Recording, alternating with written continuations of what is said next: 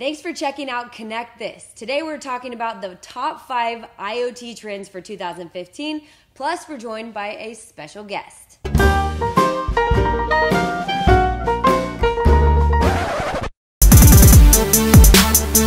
Today's show is brought to you by Freescale's Internet of Tomorrow Tour, driving the IoT to you.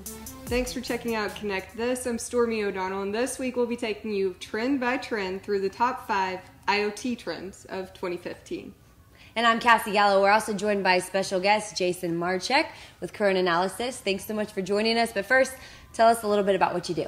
Well, thanks for having me. I'm glad to be here. So I cover networking technologies for Current Analysis. What we do, we're a market intelligence firm, and we look at primarily how companies in the ICT space develop their technologies, their products, and also their service offerings, and compete against one another. Very good, and we're very happy to have you here with us. And so let's get the countdown started. Coming in at number 5 is the device, or the smartphone. And one smartphone that everyone's talking about that with IoT is Project Aura. Yeah, it's Google's buildable hardware device, and it's pretty much the big thing that everybody's talking about, like we said. So let's take a look.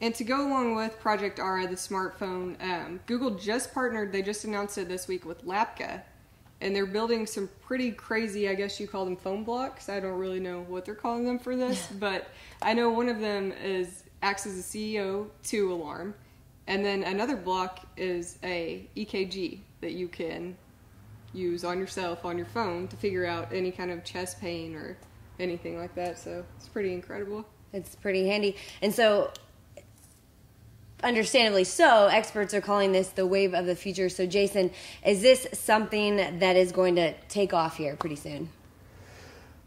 It's an interesting concept, that's for sure. You know, I think that it's, at the highest levels, it's really what Google does well, and it's kind of throw some chaos into the system and see how the established players react. So I really feel like it's, you know, a direct kind of attack on sort of the Apple mindset of the elegant, very integrated devices that don't have a lot of customization ability. So I think that when you look at, you know, what it's aimed at, or at least what Google says the project is aimed at, they really make it conspicuous that it's aimed at the next 5 billion, which is kind of code for the developing market, right? And so if you look at some of the things that are necessary to help broadband proliferation, mobile broadband proliferation in some of these markets, you really need devices that are malleable, that have, you know, the ability to be tweaked for a pretty non-homogeneous, you know, set of folks. Some of which, or many of which, have very unique needs and requirements that might not be baked into a smartphone that you and I use. So when you're talking about things like CO2 emissions or water quality testing and things that folks in far-flung regions that don't have access to, you know, a lot of health and public services that we take for granted, I think then you start to get to the point where device manufacturers can sort of build these things for relatively unique use cases at an attractive price point. That's the other thing that I think Project Aura really tries to make a point of, is the price point is $50 to $100. You know, so we're really talking about people that, you know, don't have a lot of disposable income, but still could really benefit from some of this technology. So I think that, you know, if I look at Project Aura and what it's looking to enable, I think that I see them attempting to really enable a variety of use cases, which then service providers of all types, whether it's e-health, whether it's, you know, mobile operators, whoever it might be, can take these devices, can produce something relatively cheaply, relatively easily.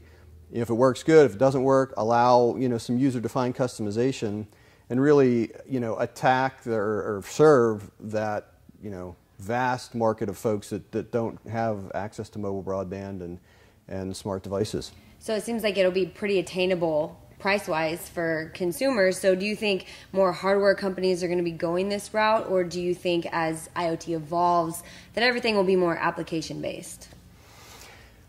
So I think the thing that stands out to me more than anything is the fact that this building block approach makes the device very malleable for the variety of use cases. So, whether hardware companies are going to get into the business, I mean, it looks kind of like, you'd go to a Lego store and put stuff together. It's fun to do. I don't think it's the way consumers, even in the developing markets, probably consume technology. I think devices need, they have to be relatively clear in what they're for. They have to be easy to consume. They have to be easy to buy. I'm not so sure that that's there. This project is there yet. What I do think is important, and I think hardware manufacturers are going to latch onto, is the ability to pick and choose much easier than they can now, what to put on a phone or what a user wants on the phone. Now, of course, there's a lot of things in the ecosystem that have to happen before this is a commercial reality. There's chipsets, there's all kinds of things that are not necessarily built for a plug-and-play building block type of assembly that have to get there. Price points being one of the key. But I do think that you will see device manufacturers. Maybe it's not smartphones. Maybe it's a whole ecosystem of service providers that need devices that have specialized capabilities, being able to build things in. And so there will be hardware manufacturers that sort of take this malleable approach to the device.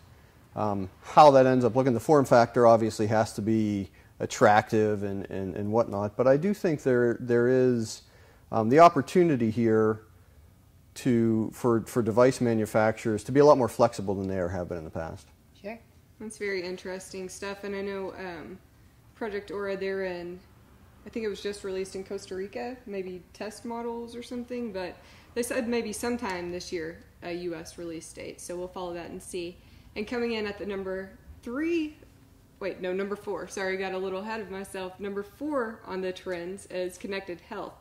Now, a big trend in connected health is assisted living. It's still assisted, but monitored. You can monitor people remotely, so maybe you've got parents or, they said, I think in 2020, the number of seniors 60 and older will outnumber the number of teens 15 years old, and they said it's the first time it's ever happened, so it's a huge need right now. And do you think people are going to trust their loved ones to be in the hands of technology, or do you think people are still going to hold on to that, I want a person taking care of it? So how far do you see, or how quickly do you see this evolving, or people kind of grasping onto this concept? Yeah, that's an interesting question. I think the people that are the recipients of the care, as little I know about, assisted living and whatnot, is that allowing people to maintain their sense of autonomy is really a key goal of all this, right? And so I think as technology allows, folks to be in their home longer, to have, retain that sense of autonomy and it becomes kind of self-empowering, I think that's absolutely something that the people who are the recipients of the care will latch onto. Now, the care, the people that are responsible for those folks, the children, maybe some relatives, there's going to be a level of trust that has to be built up. I think that they deal with the what ifs. If something happens, can someone get there in time? If I trust my, dad or mom or grandmother's, patient records to a nameless sort of machine, is what's going to happen then? So I think that overall, I think that it's very attractive to the people that probably matter most. And so I do think it's something that's, inevitable in some ways. And go ahead. Oh, sorry. And you mentioned that, trusting someone's records to a machine, it's kind of, I can take a blood sample and send it on my smartphone to the lab, but it seems like the policies that regulate this kind of stuff, they haven't really kept up with the technology. Sure. So do you think that there's any concern there? Well, I think that technology always outpaces regulations, right? And so one good thing is technology will force regulations to sort of come up into the present, if you will. And so I think that regulations, when spurred by technologies that's deployable and stable, and all the hurdles that have to pass. I mean, we're not going to be talking about regulations that get enacted on experimental technology. But when you have networks in place that can enable robust and secure and reliable connectivity for a lot of these devices to happen, I think regulations will follow. And so, if we think about what has to happen beyond, connectivity and stability of the networks and capacity and all those things, security is, part and parcel to all that. And I think the regulations, once regulators are comfortable with the security measures in place, then I think that's going to be a big driver in allowing regulations to modernize and move forward. And aside from the fact that people who will be using connected health in whatever way, that yes, they will be independent, but what other benefits would somebody get out of using something like this or venturing down this road? Well, I think it just, benefits. I mean, it's just the quality of life. You're in your own home. A lot of these folks don't have reliable transportation to get to the doctor, or they have to, burden loved ones to sort of adapt to their schedule. That frees them from that, right? They can be in their own home. They can, remote in to a doctor. The doctor can see their diagnostics. If there's a problem, obviously you're going to go to the hospital. But there's a lot of just back and forth, that I think doesn't have to happen if you're looking at this. If you're looking at a sort of a connected world, and e-health is one part of it. Another aspect of it, which is not necessarily has to do with diagnostics, but it's just interaction, human interactions. We're going to see, we already have video conferencing on our cell phones, we're going to see, sort of that Jetsons type of deal where, the screen comes up, you're on the screen, sure. You can interact with people that otherwise don't have a lot of human interaction. They can see their grandkids, they can, sit there and watch a ball game with their dad or whatever. So I think that just the quality of life benefits that can be sort of instituted if this is done well is something that's going to be very attractive. I know my grandparents are like, sign me up. Yeah. I mean, I would too. It's better than going, having someone come to you. And I was also reading about Google Glass in some of these developing countries, about how if, the doctors have Google Glass, as they're looking, this can be sent, to other research centers or hospitals, and they can try to, diagnose something and get better care, I guess, than they've ever had before. Absolutely, consultations and things of that nature. And, bringing it back to technology and RCR's audience, it is, when you're talking about moving things to the cloud and reducing latency and those are the types of developments that are enabling, things like Google Glass and a level of collaboration that just, frankly, isn't possible today. Very interesting stuff. And continuing the countdown now, coming in at number 3, the connected home. Smart bedroom here actually is connected with SmartThings, and the wonderful thing is you could actually easily integrate. When you wake up in the morning, you can either set a certain time for everything to be automated, or if I happen to wake up early, I could just use my Gear S watch and say, good morning. And as you can see, the blinds are automatically raised up. In addition, light turns on for me, there's music playing, and most importantly, my morning coffee is going to be ready. So basically right over here we have a moisture sensor. What it does, it's a device that you can put underneath your kitchen sink, in your bathroom, or in your basement. It's a device that once it senses water, you will get a notification on your phone telling you that there's been water detected. You can also have remotely control your water valve and close it. You have an option of also calling your plumber. So what we basically have available within the i3 is that it's a fully connected car. That means we have an onboard SIM card. The car is always connected. Also available for the Gear S smartwatch, so you are able to check your current vehicle status, like the battery level, the remaining range on the battery level. You're also able to precondition your car in terms of climatization. You can set navigation addresses to the car. Now that was Samsung's connected home services that they launched during CES of this year, and really a lot of the big companies, they're kind of all in on connected homes right now. And is this an area of growth that you can see really taking off in 2015? I think that there are use cases that are absolutely out there and are gaining traction now. I think that the problem with connected home, and that was a very interesting Samsung video, and they showed a lot of interesting things. Just because you can do it, does that translate into something that someone is going to pay for? I think home security, that's where we're first starting to see, AT&T, Time Warner, Comcast moving into that. The use case is pretty obvious. The benefit's pretty obvious. I think for anybody that travels, you want to have that sense of security that your family is, you can check in on them, and if something does happen, the authorities are going to get notified right away.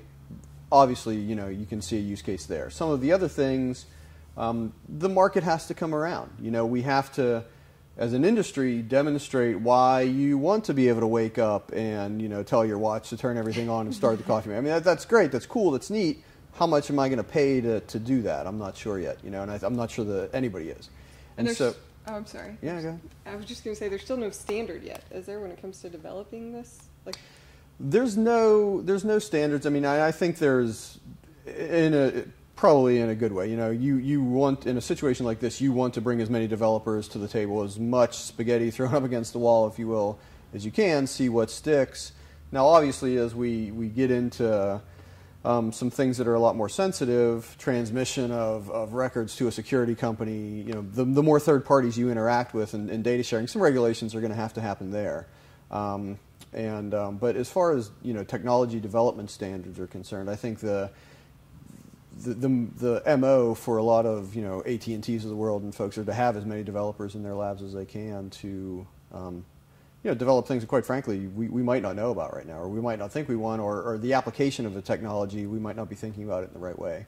And I think when you have an open environment like a lot of these companies do, that's what spurs that.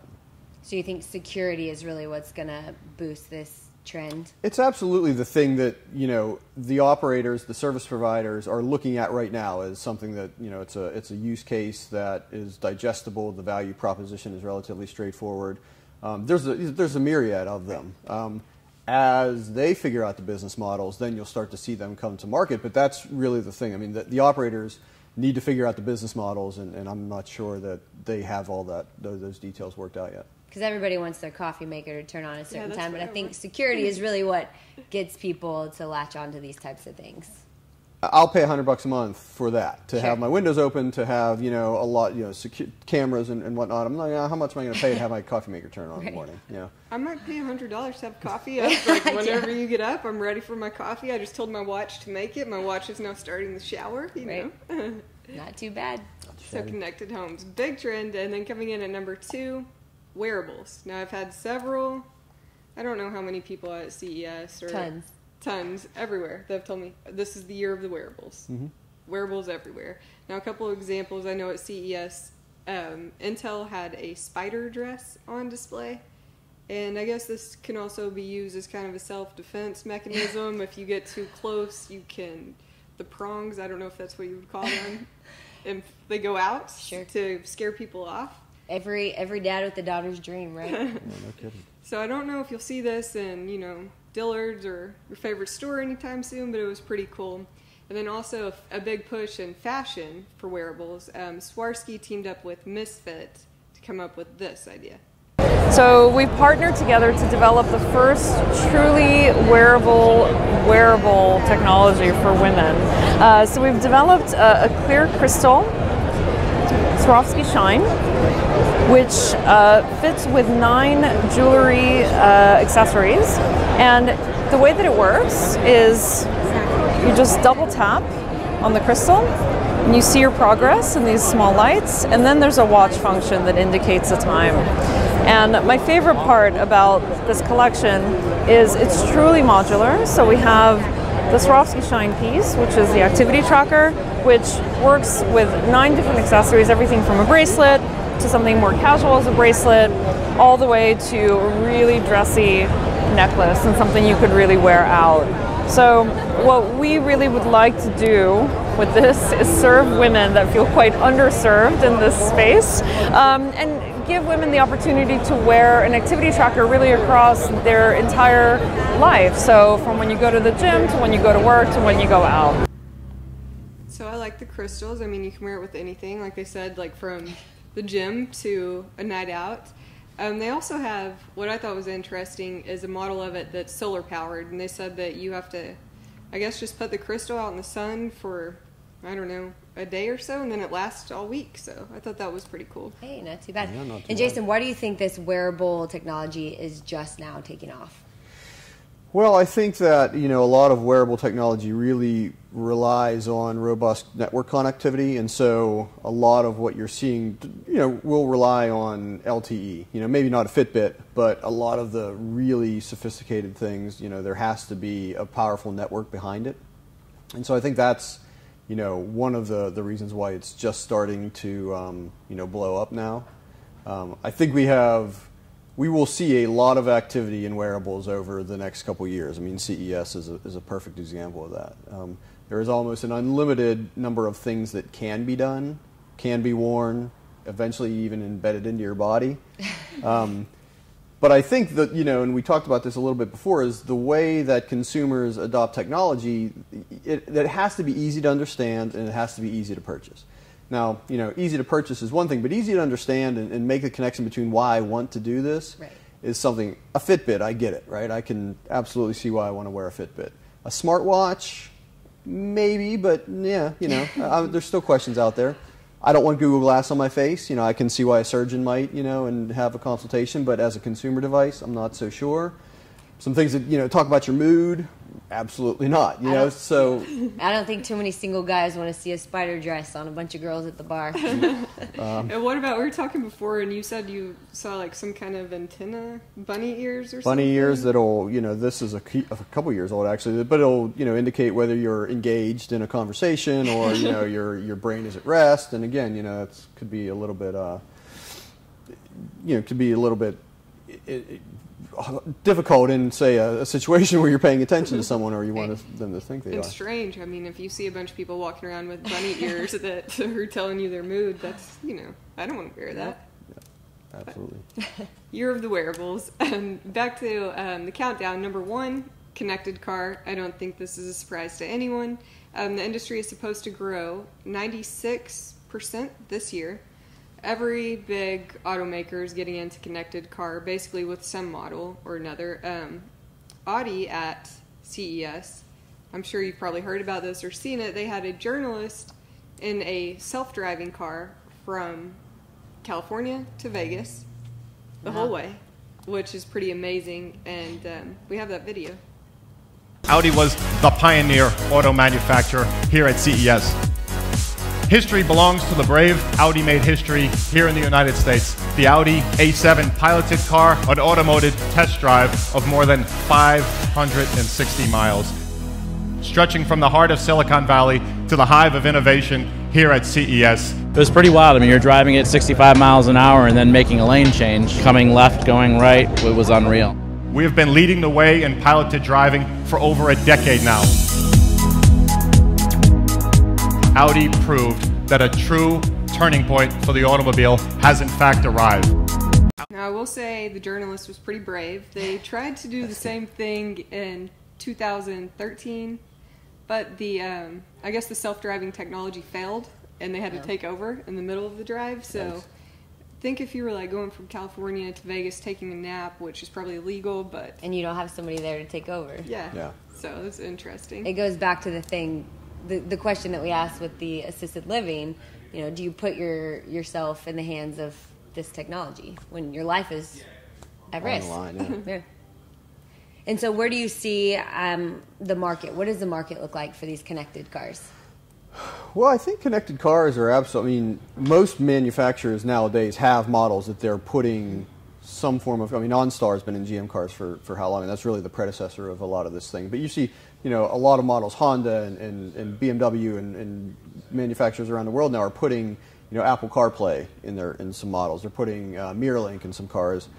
So sort of the first steps towards what we think of a connected car are happening and available. VW has, emergency assist, so you're not going to be able to take a nap on your drive, but if you lose control of the car, it can take over for you and maybe get you out of the situation.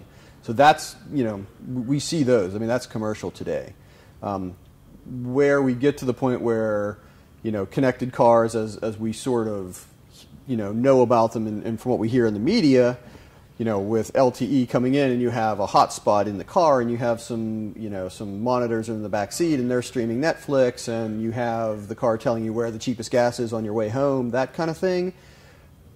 That is actually not very far off, I think. Right. The network is something that is a gating factor in some ways now. I'm not even talking about 5G and the zero latency stuff, but enough LTE capacity so that, when you have, and a car is really another device. It's an iPad, it's another phone. If AT&T right now, you can add your connected car to your mobile share plan for $10, and it's just another device on your plan.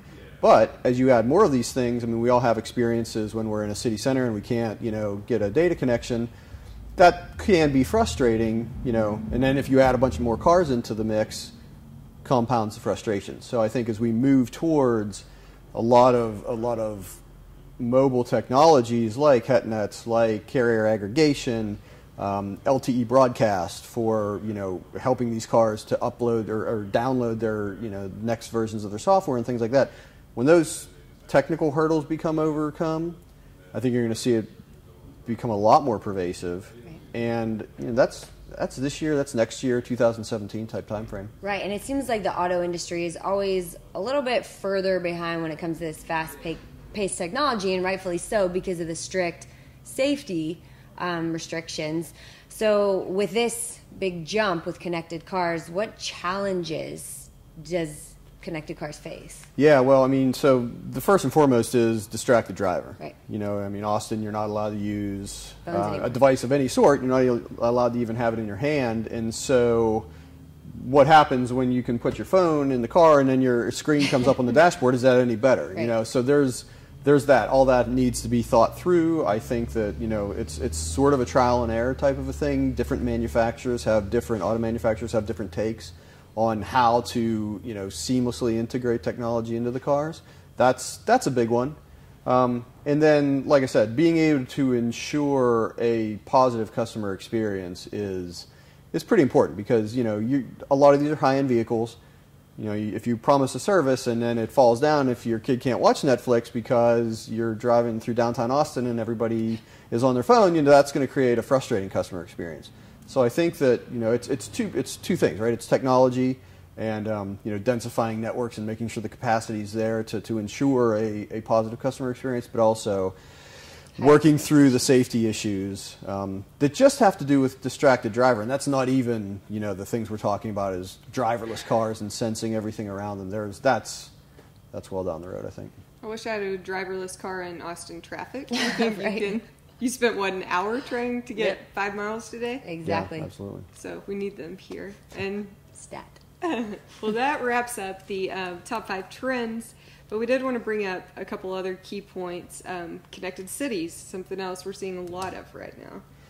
Yeah, connected cities. I mean, I think we've focused on consumer type things. Connected cities is very interesting because, if for no other reason, it taps into municipal budgets. We're talking about cities, states, federal level budgets that are investing in these things. So that's going to drive the ecosystem forward just by itself. The magnitude of investment dollars, the concentration of investment dollars, I think, is going to help spread that along. But, if we think about all of the climate change and all that we're hearing about the need to conserve resources and alternative energy sources, how far is it off that we're going to have windmills in our backyard? Pretty long time.